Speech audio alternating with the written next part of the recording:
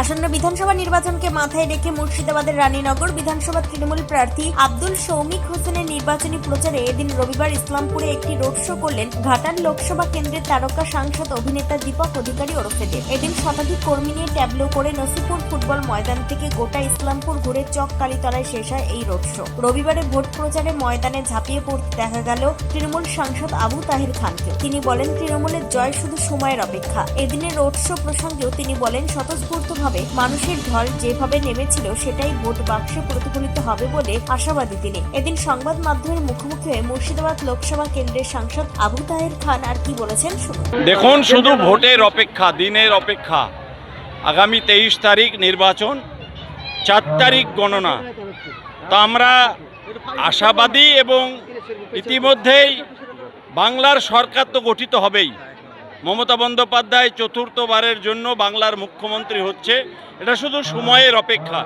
ঠিক অনুরূপভাবে আমাদের প্রিয় নেতা মুর্শিদাবাদ জেলার দামাল ছেলে শৌমিক হোসেন আবার দ্বিতীয়বারের জন্য নির্বাচন, সেটাও সময়ের অপেক্ষা।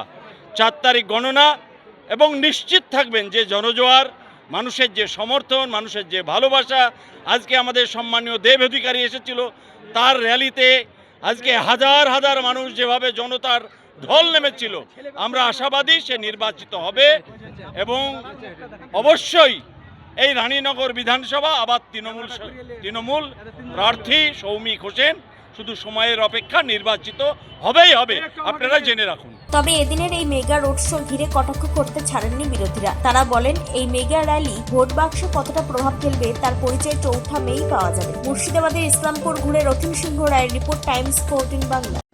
মুখের উজ্জ্বলতা হারিয়ে গেছে, স্পট পড়ে গেছে, ব্রণ ভর্তি, তাই আর দেরি না করে আজই আসুন রায়গঞ্জের চণ্ডীতলায় হেলথ প্লাস মাল্টি স্পেশালিটি ক্লিনিকে এবং এখানে পান অভিজ্ঞ ডাক্তার দ্বারা ফ্রি স্কিন টেস্ট।